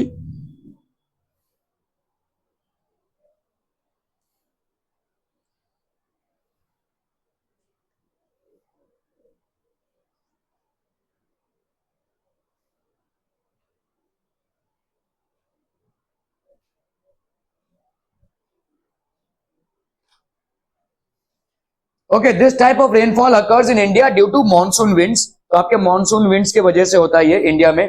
orographic rainfall occurs in most parts of the world. ज्यादा करके आपका जितने भी जगहों पे आपको रेनफॉल दिखता है वो आपका ओरोग्राफिक रेनफॉल है। This is mostly orographic rainfall. Due to unsettle nature of this rainfall such areas are prone to heavy rainfall, flood और ड्राउट्स फ्रीक्वेंटली। ठीक है, फ्लड काफी होगा और इस तरफ भाई साहब कोई रेनफॉल ही नहीं है भाई साहब, ड्राउट हो जाएगा, फेमीन एरिया हो जाएगा। This will become a famine area. Okay, cyclonic rainfall. Cyclone is the specific air formation when the pressure at an area is less than the surrounding regions. आपका समझ लो एक ऐसा साइक्लोन घुर्नी बन जाएगी भाई साहब। ठीक है, इसमें क्या होगा, एक जगह का समझ लो ये मुंबई है, इधर रत्नागिरी है भाई साहब, इधर पूना है, इधर भाई साहब सतारा है, इन सब जगहों से घिरा हुआ है। अचानक से मुंबई में हीट या टेम्परेचर बहुत बढ़ गया। क्यों हो सकता है भाई साहब, यहाँ पे बहुत सारा व्हीकल्स है तो ऑब्वियसली भाई साहब आपका कार्बन डाइऑक्साइड एमिशन बहुत ज्यादा है। अगर कार्बन डाइऑक्साइड एमिशन बहुत ज्यादा है, हमको मालूम है कि कार्बन डाइऑक्साइड हीट को ट्रैप करता है, तो सन के हीट को इसने ट्रैप किया। अभी इससे क्या होगा, मुंबई की हवा में गर्मी फैलेगी, तो गर्मी जब फैलेगी तो वो ऊपर जाएगा, तो मुंबई का जो हवा है वो ऊपर चला गया, तो मतलब एयर प्रेशर डिप हो गया। अभी रत्नागिरी हो गया, सतारा हो गया, जितने भी आजू बाजू के एरियाज हैं वहां पे प्रेशर हाई है, लेकिन यहाँ पे कंपैरेटिवली बहुत लो हो गया। तो अभी क्या होगा भाई साहब, हाई प्रेशर से लो प्रेशर की तरफ विंड्स मूव करेंगे, आंधी तूफान आएगा। और आंधी तूफान जब आता है तो अपने साथ क्लाउड्स को भी लेकर आता है, तो इधर का क्लाउड, इधर का क्लाउड, इधर का क्लाउड, सब इधर आकर ढककर जमा हो जाता है और उसमें से रेन होता है। तो अक्सर आप देखते हो जैसे गर्मी के दिनों में जब आपका मानसून चालू नहीं हुआ है तब अचानक भयानक में ऐसे ही शाम के टाइम पे थोड़ा सा आपको आंधी तूफान दिखेगा और थोड़ी सी बरसात दिखेगी। ये क्यों हो रहा है, लो प्रेशर के लिए। ठीक है, आपका साइक्लोनिक होता है ये। ठीक है, तो आपके एक एरिया में प्रेशर लो हो गया है जिसके वजह से बाकी सारे एरियाज का जो प्रेशर है वो जोर से आएगा, और जब वो जोर से आएगा तो अपने साथ भाई साहब ये सारे क्लाउड्स को कैरी करते हुए आएगा और यहां पे जमजमा के बरसात हो जाएगी। ठीक है, so cyclone is the specific area air formation when the pressure at an area is less than the surrounding regions. यहां पे प्रेशर जो है तो सराउंडिंग रीजन से लेस है। Air from surrounding regions comes towards the centre of the cyclone and starts moving upward. ये भाई साहब ऊपर की तरफ जाने लगेगा। As it rises, the temperature of the air reduces, condensation occurs and rainfall takes place. Cyclonic rainfall occurs more in temperate zones and cyclones area is also quite extensive. बहुत सारे जगहों पे आपका साइक्लोनिक रेनफॉल होता है। ठीक है, छोटे छोटे साइक्लोन्स में रेनफॉल होता है। Comparatively, cyclonic rainfall occurring in tropical regions is limited in extent and it is stormy in nature. Stormy in nature मतलब बहुत जोर से आंधी तूफान आता है। ट्रॉपिकल रीजन्स में उतना आपको साइक्लोनिक रेनफॉल नहीं देखने को मिलेगा। ट्रॉपिक ऑफ कैंसर से लेकर ट्रॉपिक ऑफ कैप्रिकॉर्न तक आपका बेसिकली ट्रॉपिकल एरिया है। You won't find that much of cyclonic rainfall out here. Rain gauge, what is basically a rain gauge?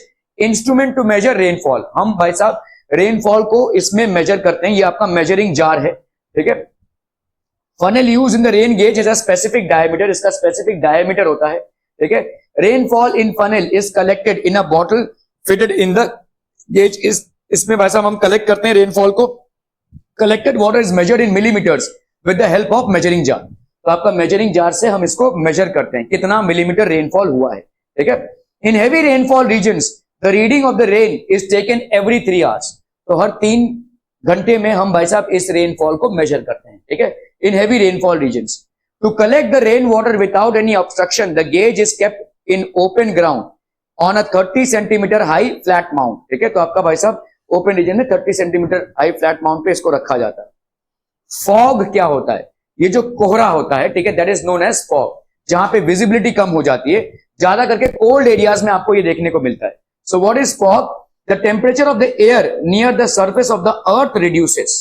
ठीक है, तो आपका सर्फेस ऑफ द अर्थ के पास ही टेम्परेचर बहुत रिड्यूस हो जाता है ठंड के दिन में। यहां पे तो आपको नहीं दिखेगा, लेकिन आप नॉर्दर्न एरियाज में जाएंगे इंडिया में, यूपी में आप चले गए या आप अगर हिमाचल में चले गए, इन जगहों पे प्लेन एरियाज में आपको कोहरा दिखेगा। ठीक है, अक्सर ऐसा सुनने को आता है कि भाई साहब गाड़ी जा रही थी, इस गली में मुड़ना था, आगे वाली गली में मुड़ गए क्योंकि दिख ही नहीं रहा है। ठीक है, मोस्टली आपके 5 फीट एंड बियॉन्ड दिखता ही नहीं है। उस टाइम पे बहुत सारे रोड एक्सीडेंट्स भी होते हैं। ठीक है, क्योंकि आपकी विजिबिलिटी बहुत कम हो जाती है। फॉग की वजह से बहुत सारे फ्लाइट टेक ऑफ्स भी डिले हो जाते हैं क्योंकि रनवे ही नहीं दिखता है, पायलट को रनवे ही नहीं दिखता है। ठीक है, इतना हेवी फॉग होता है। काफी सारे ट्रेन्स भी डिले होते हैं। ठीक है, सो फॉग की वजह से ट्रेन्स का डिले होना, ट्रांसपोर्ट एंड कम्युनिकेशन में प्रॉब्लम्स आना, आपके भाई साहब जो एयरवेज हैं उनका डिले होना, ये होता है। ठीक है, ज्यादा करके ये आपके एकदम कोल्ड एरियाज में होता है, वहां पे अर्थ का टेम्परेचर ही बहुत ठंडा हो गया है। ठीक है, so the temperature of air near the surface of the earth reduces, water vapour. आप अगर ऐसे एरिया, आप लोग तो भाई साहब मुंबई में ज्यादा वेदर का वेरिएशन नहीं देखते हैं, आपको सिर्फ एक ही एक्सट्रीमिटी दिखती है, वो है रेन्स, जो 4 महीने चलता है। वरना अगर आप if you basically belong to UP then you will see both, आप यूपी बिहार ऐसे एरियाज में आपका वेदर एक्सट्रीमिटीज बहुत ज्यादा हैं। मतलब जिस तरीके की ठंड है उस तरीके की गर्मी भी है। ठंड के टाइम पे अगर एक दूसरे से बात कर रहे होंगे तो ऐसा लगेगा कि आप सिगरेट पी रहे हैं, आपके मुंह से धुआं निकल रहा है भाई साहब।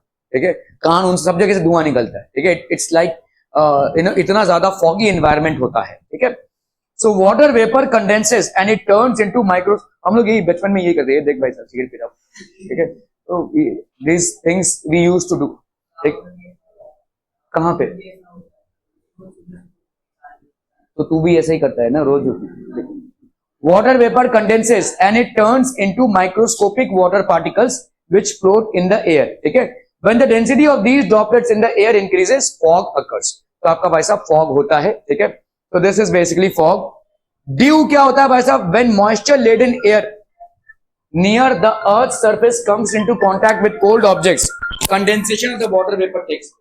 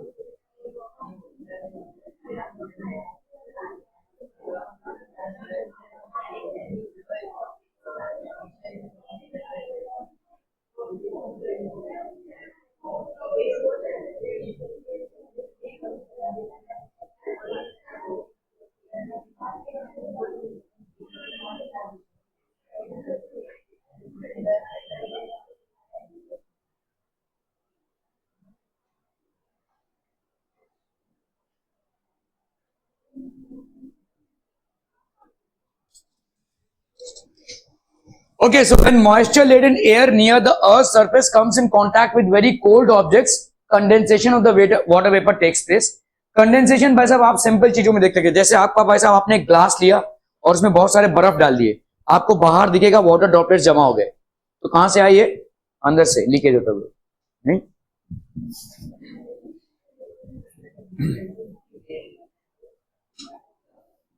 तो ये आपका भाई साहब एक ग्लास है, इस ग्लास में समझ लो स्टील का ग्लास है और इसमें आपने बहुत सारा बर्फ रख दिया, आपको बाहर भाई साहब ऐसे वाटर ड्रॉपलेट्स दिखेंगे। ठीक है, so this is not leakage from inside. ठीक है, व्हाट हैज हैपेंड इज कि इस ग्लास के आजू बाजू जो वाटर वेपर था उसका टेम्परेचर बहुत ड्रॉप हो गया, क्योंकि आइस का टेम्परेचर 0 डिग्री सेंटीग्रेड होता है, और जैसे ये टेम्परेचर ड्रॉप होगा तो आपका क्या होता है, देखो वाटर को अगर आप हीट करोगे तो वो वेपर बनता है, वेपर को आप कूल करोगे तो वो अगेन वाटर बन जाएगा।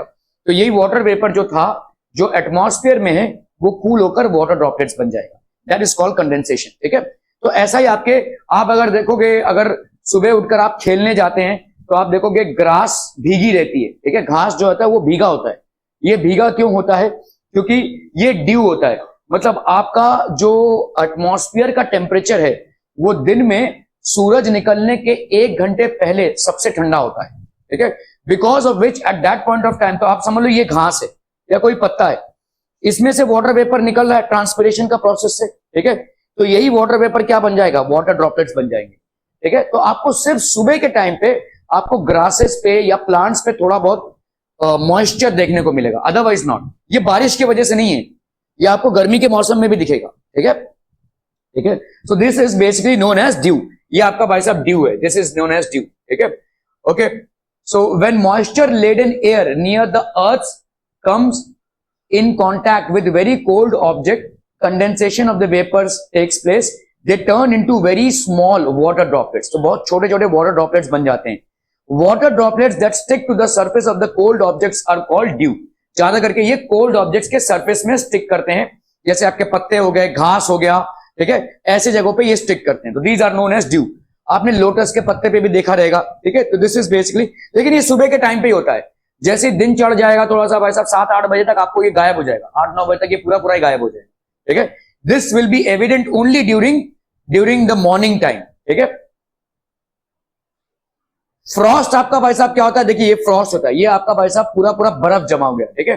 If the temperature of the air is less than 0 degree centigrade, तो अभी तक जो पानी दिख रहा था आपको, वो पानी अभी आइस में कन्वर्ट हो जाएगा, ठीक है. When if the temperature of the air is less than 0 degree centigrade, the water droplets stuck to the surface of cold objects and freeze. They start freezing. ये भाई साहब आपका freezing हो गया, ठीक है. They will basically freeze. This frozen water droplet is called the frost. इसी को अपन क्या बोलेंगे भाई साहब, frost. Frozen droplet है तो इसको अपन बोलेंगे frost. Dew and frost occur on large scale in winters. तो winters में बहुत बड़े पैमाने पे dew और frost दोनों भी होता है, ठीक है. Dew and frost occur on large scale in winters. Effects of precipitation. It is the main source of potable water available on earth. आपका जो पोर्टेबल वाटर मतलब क्या होता है, यूजेबल वाटर, जिसको आप भाई साहब ड्रिंकिंग पर्पसेस के लिए भी यूज कर सकते हैं, अपने लाइफ को सस्टेन करने के लिए भी यूज कर सकते हैं, उसको हम बोलते हैं पोर्टेबल वाटर, ठीक है. हमारे अर्थ में पोर्टेबल वाटर की संख्या बहुत कम है, ओनली 1%. हम ये बोल सकते हैं कि भाई साहब अर्थ में 70% is water, more than 70% is water, but how much of it is portable water. समुद्र के पानी को अपना पी सकते हैं ना यूज कर सकते हैं, वो खारा पानी है, ठीक है.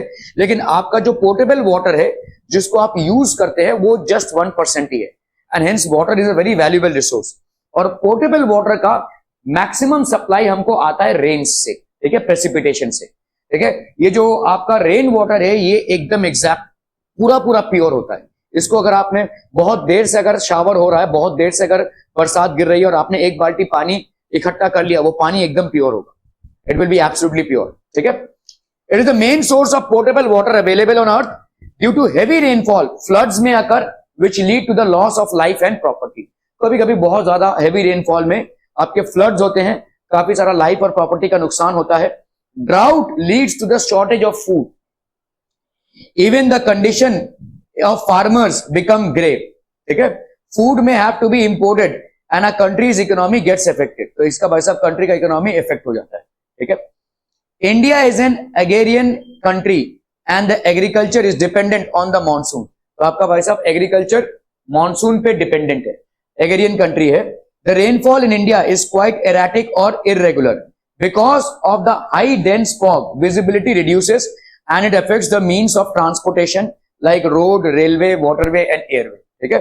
तो आपका हाई डेंस फॉग के लिए आपका विजिबिलिटी क्या हो जाता है, रिड्यूस होता है, and it affects the means of transportation like roads, railways, waterways, airways. इससे भाई साहब सब इंपैक्ट होते हैं.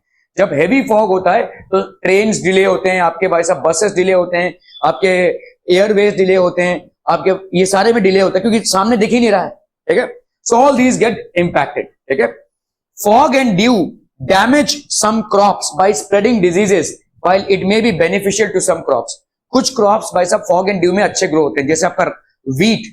जब आप देखोगे पंजाब में बहुत ज्यादा वीट डेवलप होता है, लेकिन वो wheat basically fog and due से अच्छा डेवलप होता है. कुछ क्रॉप्स के लिए अच्छा है, लेकिन कुछ क्रॉप्स के लिए मतलब खराब हो सकता है, क्योंकि कंटिन्यूअस पानी अगर किसी क्रॉप में रहेगा तो वो खराब होने की टेंडेंसी उसकी ज्यादा होगी, ठीक है. Acid rain. Now what is acid rain? हमारे एनवायरमेंट में इतना सारा जो पोल्यूशन आकाश कुमार ने फैला के रखा है, उसके वजह से क्या होता है, जब आपका रेन गिरता है तो वो भाई साहब एसिड बन के गिरता है, ठीक है. It basically combines with these polluted elements and falls as acid rain, ठीक है. अभी एसिड रेन की वजह से होता क्या है, अभी कल ही शायद एक न्यूज रिलीज हुआ था जिसमें बोला जा रहा था कि अभी ताजमहल में काफी सारे क्रैक्स डेवलप होते हैं हर बार मॉनसून के बाद। You see a lot of cracks that develop in Taj Mahal. Now Taj Mahal happens to be a wonder of the world, ठीक है, और काफी सारे टूरिस्ट उसको देखने आते हैं। तो इंडियन गवर्नमेंट को काफी सारा खर्चा करना पड़ता है उसको रिपेयर करने के लिए, क्योंकि आपका लाइमस्टोन से बना हुआ है, वो मार्बल से बना हुआ है, which is basically calcium carbonate. और ये जो रेन गिर रहा है ये एनवायरमेंट में पोल्यूशन को बटोरते हुए नीचे गिर रहा है। तो देखिए नाइट्रिक एसिड, सल्फ्यूरिक एसिड, ये सब मिक्स हो जाता है। तो जब ये गिरता है तो कैल्शियम कार्बोनेट को कोरोड करता है। Acid will corrode anything with which it comes in contact with, सारी चीजों को कोरोड करेगा। तो ऑब्वियसली आपका मार्बल स्टोन वो भी कोरोड होगा, उसमें भी क्रैक्स आएंगे, उसको रिपेयर करते रहना पड़ेगा, ठीक है। सो ये एसिड रेन का एक है कि आपके इमारतें खराब होती हैं, और स्पेशली वो इमारतें जो मार्बल वगैरह से बनी हो, ठीक है, इन पे एक बहुत बड़ा असर होता है रेन से, ये कोई एसिड रेन होता है। दूसरा क्या होता है भाई साहब, what could be the other effect of acid rain? Acid rain के अदर इफेक्ट बचपन से पढ़ते आ रहे हो, what could be the other effect of acid rain? अरे भाई साहब जितने भी आपके तालाब में मछलियां मर जाती हैं, सिंपल है भाई साहब। आपके जो मछलियां होती हैं उनके ऊपर भी तो ये गिर रहा है, और बहुत बड़ी पैमाने पे आपका जो रेन है वो एसिड अगर हो जाए तो तालाब में मछलियों को प्रॉब्लम हो जाएगा। एक्वेटिक लाइफ, जो प्लांट्स हैं आपके, एक्वेटिक प्लांट्स हैं और एक्वेटिक फिशेस हैं, उन सबको प्रॉब्लम होगा, ठीक है। जब पहली पहली बारिश होती है तो अक्सर आपको तालाबों में काफी सारी मरी हुई मछलियां मिलती हैं, ठीक है, क्योंकि पहली बारिश में सबसे ज्यादा एसिड रेन होता है, क्योंकि वो अभी एटमॉस्फेयर को धुल कर नीचे गिर रहा है, तो ऑब्वियसली एसिड कंटेंट ज्यादा होगा, ठीक है। Okay, acid rain because of air pollution various gases gate mixed in the air when the water vapour in the air reacts chemically with these gases, different acids like nitric acid, sulfuric acid etc are created। तो water vapour के साथ भाई साहब, ये water vapour इनके साथ react करके क्या क्या क्रिएट कर रहा है? नाइट्रिक एसिड, सल्फ्यूरिक एसिड, ये सबके आपके एसिड्स बन रहे हैं। सल्फ्यूरिक एसिड हो गया, नाइट्रिक एसिड हो गया, ठीक है। Precipitation of water with dissolve acid reaches the ground, ये भाई साहब ग्राउंड पे रीच होता है, तो ग्राउंड में सॉइल की क्वालिटी भी खराब होती है, एसिडिक सॉइल बनने लगता है, आपके एक्वेटिक लाइफ को भी इंपैक्ट आता है, ठीक है, और आपका भाई साहब टेरेस्ट्रियल लाइफ को भी इंपैक्ट होता है, मतलब ये जो आपके जितने भी प्लांट्स हैं उनको भी असर गिरता है ये, ठीक है। This rain is harmful to living organisms as well as to non living objects. जैसे मैंने आपको बोला non living objects, Taj Mahal corrode हो रहा है, ठीक है, एसिड रेन से। ओके चलिए भाई साहब, choose the correct alternative. In equatorial areas this type of rainfall occurs. High equatorial areas, conventional, orographic और साइक्लोनिक। साइक्लोनिक दिखने में अच्छा लग रहा है। This is basically conventional. The rainfall occurring in India because of monsoon winds is dash type of rainfall. किस type का rainfall हो जाएगा due to monsoon winds? Conventional, cyclonic और ओरोग्राफिक। आपके यहां पे कौन सा रेनफॉल हो रहा है अभी? ओरोग्राफिक। सिंपल है भाई साहब, आपका यहां पे जो रेनफॉल हो रहा है, ज्यादा करके इंडिया में जो रेनफॉल हो रहा है वो ओरोग्राफिक है। आपको इतना रेनफॉल, आप सोचिए 4 महीने से बारिश हो रही है। क्यों ये बारिश हो रही है? क्योंकि आपके जो मॉइस्चर लेडन क्लाउड्स हैं ये वेस्टर्न घाट्स को क्रॉस नहीं कर पा रहे हैं, इसीलिए आपके यहाँ पे ओरोग्राफिक रेनफॉल हो रहा है। मोस्टली आपका ओरोग्राफिक रेनफॉल है। कन्वेंशनल रेनफॉल क्या होता है? समुद्र से पानी ऊपर गया और फिर बरसात हो गई भाई साहब, ये अमेजन बेसिन में होता है, ट्रॉपिकल क्लाइमेट्स में होता है, ठीक है, ज्यादा करके आपके इक्वेटोरियल क्लाइमेट्स में। साइक्लोनिक रेनफॉल प्रेशर डिफरेंसेस की वजह से होता है। हमारे यहाँ पे बहुत ज्यादा प्रेशर डिफरेंस क्रिएट नहीं होता है, ठीक है, लेकिन orographic rainfall is the maximum, India gets its maximum rainfall from orographic type, ठीक है। Cyclonic rainfall occurs mostly in dash zones, tropical, temperate और पोलर। तो आपका भाई साहब किस जगह पे होगा? टेम्परेट जोन्स में होगा। Dash rainfall occurs in most parts of the world, cyclonic, orographic और कन्वेंशनल। तो this is basically orographic. Orographic rainfall जो हमारे इंडिया में स्पेशली मुंबई में आपको देखने को मिलता है, ऐसा ही रेनफॉल लगभग सारे जगहों पे ही होता है, वर्ल्ड के सारे जगहों पे होता है, mostly orographic rainfall. The instrument that is used to measure rainfall is called rain gauge, thermometer और बैरोमीटर। ये होगा बैरोमीटर, है ना, थर्मोमीटर होगा। घर में थर्मोमीटर लेकर वो रेन मेजर करता है ना, ऐसे नहीं। This will be rain gauge. Okay, the dash rain is harmful to the living and non living things. Acid rain, ठीक है, ये भाई साहब लिविंग थिंग्स और नॉन लिविंग थिंग्स, दोनों को ही हार्मफुल है। Answer in one sentence what are the types of rainfall. क्या क्या रेनफॉल टाइप्स हैं? कन्वेंशनल, ओके, ओरोग्राफिक और साइक्लोनिक, ठीक है। तो conventional, orographic and cyclonic. Conventional rainfall, orographic rainfall and cyclonic rainfall are the three types of rainfall that we have. Okay, what happens when the condensation of water vapor in the atmosphere occurs near the earth's surface? Near the earth's surface अगर condensation हो रहा है तो उसको अपन क्या बोलेंगे? When the condensation of water vapor in the atmosphere occurs near the earth's surface, we can see fog, dew and frost. तो कोहरा पड़ना, ठीक है। ड्यू मतलब आपके प्लांट्स के बॉडीज में सुबह सुबह जो ओस की बूंद बोलते हैं ना, ठीक है, ओस की बूंद मतलब आपका ड्यू हो गया, ठीक है। फॉग मतलब आपका थोड़ा सा धुंधलापन होना, ठीक है। Fog, dew and frost, all these are a result of condensation of water vapour in the atmosphere when it happens near the earth surface, ठीक है। What is frost? स्नो, ठीक है। If the temperature of the air is less than 0 degree centigrade, अगर भाई साहब temperature is less than 0 degree centigrade, the water droplets that stuck to the surface of the cold objects and freeze are called frost. तो ये जो water droplets हैं जो आपके colder objects में stuck होते हैं और freeze हो जाते हैं, इन्हीं को अपन क्या बोलते हैं? Frost. These are known as frost. Clear है भाई साहब? Okay. Identify the precipitation type with the help of the description given. It is the main source of the water that you use. Sometimes it is torrential. Main source of water क्या है? Potable water. ठीक है। Sometimes it is torrential and sometimes continuous. Most of the agriculture in India is dependent on it. तो आपको क्या बोलेंगे इसको? Rainfall, है ना। This is basically what rainfall. Most आपका main source of water, portable water आपका मैक्सिमम रेनफॉल से ही आ रहा है, ठीक है। रेनफॉल से ही आपका मैक्सिमम जो आप वाटर यूज करते हैं वो आता है, ठीक है। It seems as if water droplets are floating in the atmosphere. In London one can not see the sun until afternoon during winters because of this phenomena. कुछ कोल्डर एरियाज में आपको ये फिनोमिना देखने को मिलता है। तो what is this phenomena? Fog, ठीक है। मतलब बहुत ज्यादा कोहरा छाया हुआ होता है, ठीक है। This is known as fog. State weather right और wrong and correct the wrong one. The rainfall in India is quite regular. Wrong, ठीक है। This is wrong basically. The rainfall in India is quite erratic. In equatorial areas, conventional rainfall occurs almost daily in the afternoon. Conventional मतलब क्या होता है? बहुत ज्यादा heat हो जाना, ये हीट होकर भाई साहब ऊपर गया और फिर बरसात हो जाना, ठीक है। तो इक्वेटोरियल रीजन्स में ये राइट है भाई साहब, क्योंकि इक्वेटोरियल एरियाज में मैक्सिमम सनलाइट होता है। अमेजन बेसिन जो हो गया आपका, या अफ्रीका में जो हो गया कॉन्गो बेसिन, अमेजन और कॉन्गो बेसिन जो है, they get the maximum rainfall. Why? Because these are equatorial regions. The temperatures here are super high. So the water that is there in the oceans and seas, फटाक से वो evaporate हुआ, फटाक से cloud बना और वही भाई साहब आपके शाम तक बारिश हो जाएगी, ठीक है। Observe the given picture and answer the following question. Look at the following picture and identify the correct rainfall type.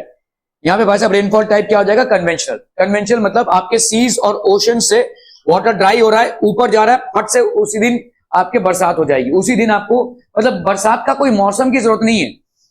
Amazon या कॉन्गो बेसिन में आपका भाई साहब, जो कॉन्गो बेसिन जो अफ्रीका में है, ठीक है, और अमेजन में आपका मौसम के हिसाब से बरसात नहीं होता है। वहां पे थोड़ा भी टेम्परेचर ज्यादा होएगा, ऑब्वियसली ज्यादा ही होगा क्योंकि ट्रॉपिकली इक्वेटोरियल क्लाइमेट है, सन के डायरेक्ट रेज आते हैं। तो आपका ये जितने भी समुद्र वगैरह हैं ये ड्राई अप होते हैं, ऊपर जाते हैं, बरसात, शाम तक रोज बरसात, ठीक है। तो इस तरीके का रेनफॉल जो होता है इसको अपन बोलते हैं conventional rainfall. This type of rainfall is known as conventional rainfall, ठीक है। Look at the following pictures and identify the rainfall type. ये कौन सा रेनफॉल हो जाएगा भाई साहब? यहां पे समुंदर से पानी इवेपोरेट हुआ, क्लाउड बना, ये आपके माउंटेन के बैरियर को क्रॉस नहीं कर पा रहा है, इसीलिए ज्यादा रेनफॉल इधर हो रहा है। क्या रेनफॉल बोलेंगे इसको? ओरोग्राफिक। भाई साहब तुमको इसी से तो रेन मिल रहा है, ठीक है। You are getting rain because of this, this is known as orographic rainfall, ठीक है। The most of the rain that you are receiving is because the clouds which are coming from the Arabian Sea are not able to cross the Western Ghats, because of which you are getting most of the rain, whereas parts of Maharashtra like Vidarbha and all, they lie in the rain shadow region. वहां पे rains हो ही नहीं रहे, ठीक है, so this is basically orographic rainfall. Look at the following picture and identify the correct rainfall type. अब बताइए किस टाइप का रेनफॉल होगा ये? नहीं, cyclonic rainfall. This will B cyclonic rainfall. ये होता है आपके प्रेशर डिफरेंस की वजह से. ठीक है, तो समझ लो अगर मुंबई का प्रेशर मतलब बहुत लो हो गया, और ये क्यों लो होगा? बहुत ज्यादा हीट है, एयर भाई साहब हीट होकर ऊपर चला गया तो एयर का प्रेशर डाउन हो गया. तो रत्नागिरी से, पूना से भाई साहब और जितने भी एरियाज मुंबई को सराउंड कर रहे हैं, सतारा वगैरह से बहुत जोर से हवा आएगी, क्योंकि वहां पे कंपैरेटिवली हाई प्रेशर्स हैं. और जब ये हवा आएगी तो अपने साथ वहां के क्लाउड्स को भी लाएगी, और इन सब जगहों से अगर क्लाउड यहाँ पे असेंबल हो गया तो यहाँ पे बरसात हो जाएगी. सो this is called cyclonic rainfall. आपके ये ज्यादा करके ट्रॉपिकल एरियाज में नहीं देखने को मिलते हैं. We do not see cyclonic rainfall in tropical areas. ठीक है, it's not a characteristic of tropical areas. Right, short notes on acid rain. Acid rain का फिनोमेना किस वजह से होता है? Obviously the water which is basically coming down और falling as precipitation, it mixes with the impurities in air, so then it makes acids out of it, let's say sulfuric acid and nitric acid, and when they actually happen to fall on earth, they cause a lot of damage to life and property, especially life in aquatic life gets affected, and property मतलब जो marble से चीजें बनी हुई हैं acid से वो करोड होती हैं. ठीक है, so acid rain due to the air pollution in industrial areas, various gases are released into the atmosphere. बहुत सारे gases atmosphere में release हो रहे हैं, which get mixed in the air present in the atmosphere. The water vapor in the air reacts chemically with these gases and creates different acids. जान दे बाद में भी नहीं मिलेगा वो, जान दे तो भूल जाओ. ठीक है, the water vapor in the air acts chemically with these gases and creates different acids. Acids like nitric acid, sulfuric acid, etc. get dissolved in the rainwater. Such rains are called acid rains, and these rains are extremely harmful to the living and the non living things. ये बहुत ज्यादा harmful है living के लिए भी और non living के लिए भी. नॉन लिविंग चीजों को ये करोड करेंगे और लिविंग थिंग्स के लिए ये लाइफ एंड डेथ का मामला हो जाएगा. ठीक है, it will basically turn out to be okay. Which type of rainfall occurs most in the world and why? Which type of orographic rainfall and why does orographic rainfall occur? Orographic rainfall occurs when the rain laden or moisture laden clouds from seas or oceans are obstructed by high landscapes like mountains. So most of the rain happens in this portion and the other portion receives or is rather falling into the rain shadow region. Okay? Orographic rainfall occurs in most parts of the world. Around 71% of the surface of the earth is covered by water bodies. So the winds coming from seas and lakes are basically moisture laden. इसमें moisture content बहुत ज्यादा होता है. When these winds are obstructed by the high mountain ranges lying in their way, orographic rainfall occurs. तो इन पे भाई साहब orographic rainfall occur होगा. आप 10th में जाकर इंडिया और ब्राजील के क्लाइमेट में भी पढ़ोगे कि ब्राजील में भी नॉर्थ ईस्ट ट्रेड विंड्स होते हैं और साउथ वेस्ट ट्रेड विंड्स होते हैं, और ये भी भाई साहब आपके जो माउंटेन्स है उनसे ब्लॉक होते हैं. ठीक है, तो ब्राजील में इस तरफ माउंटेन के बहुत बड़ा सूखा एरिया है. ठीक है, conventional rainfall is limited to the equatorial. Conventional rainfall equatorial का बेल्ट में ही होता है, और इसके दो एग्जांपल्स क्या क्या हो गए? Congo basin in Africa and the Amazon basin. ठीक है, cyclonic rainfall occurs more in temperate zones and limited in tropical regions. Temperate zones मतलब जहां पे वेदर की एक्सट्रीमिटीज हैं. ठीक है, the conclusion of the above point is that regions having orographic rainfalls are more than other types of rainfall, especially in the coastal area of continents. According to world map, the geographical condition is favorable for the orographic rainfall. ठीक है, तो orographic rainfall के लिए आपका भाई साहब ज्यादा करके वर्ल्ड में orographic rainfall होता है. What precautions should be taken while measuring rainfall? The following precautions should be taken while measuring rainfall. The rain gauge is kept in open on a 30 centimeter high flat mount. ठीक है, इसको अपन इतने high पे रखते हैं. The rain water should be collected without letting it run off. तो आपको पूरे रेन वाटर, आप देखो कि भाई साहब न्यूज में बोलते हैं ना आज 40 सेंटीमीटर का रेनफॉल हुआ, नहीं है क्या? क्या तब तक क्यों नहीं दे? तेरे को दे नहीं रहे लोग भाई साहब, दुश्मनी है.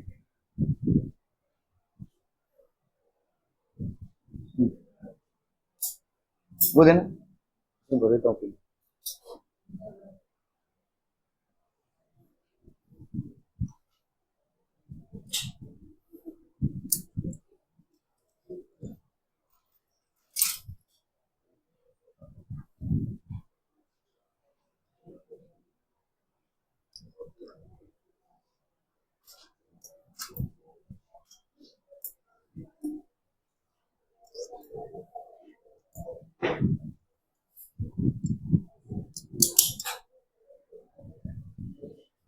क्या कर रहा है विशाल, क्या कर रहा है तू? हाँ, फुटबॉल ग्राउंड में खेलना होता है, यहाँ नहीं।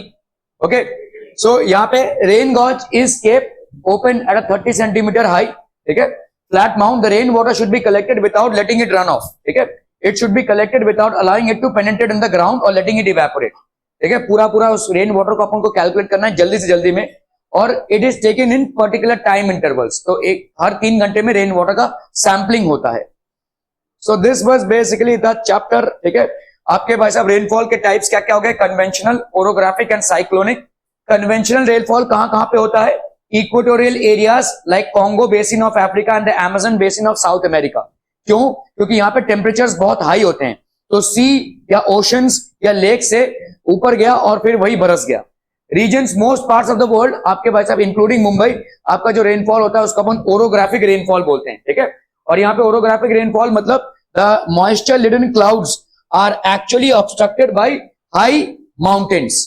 टेम्परेट जोन, साइक्लोनिक रेनफॉल मतलब टेम्परेट जोन, वहां पे बहुत ज्यादा एक्सट्रीम क्लाइमेट्स होता है, वहां पे ये होता है, ठीक है। Hail storms during summer, India and Africa and some parts of South East Asia में आपका हेल स्टॉर्म्स होता है जहां पे बर्फ के गोले नीचे गिरते हैं। Snow, high altitude region, temperature region. अच्छा, हेल स्टॉर्म और स्नो स्टॉर्म, आप बोल रहे हैं भाई साहब हेल स्टॉर्म बहुत ज्यादा नुकसानदायक होता है, लेकिन स्नो नहीं होता है। क्यों? स्नो एक दूसरे को आप मार भी सकते हैं, वो फ्लफी होता है भाई साहब, ठीक है। लेकिन आपका ये होता है, ये अगर एक दूसरे को मारने जाएंगे तो ऑलमोस्ट पत्थर मार रहे हैं आप एक दूसरे को, ठीक है।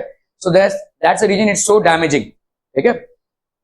So when condensation and solidification of the water vapor in the atmosphere occurs near the earth's surface, then we can see, ये आपका तीसरा पैटर्न है, fog, dew and frost. Effects of precipitation, main source of potable water है। अगर precipitation नहीं होगा तो हमको main source of potable water, जो usable drinkable water है, वो नहीं मिलेगा, ठीक है। Importance obviously in agriculture होगा। और इसी के साथ थैंक यू।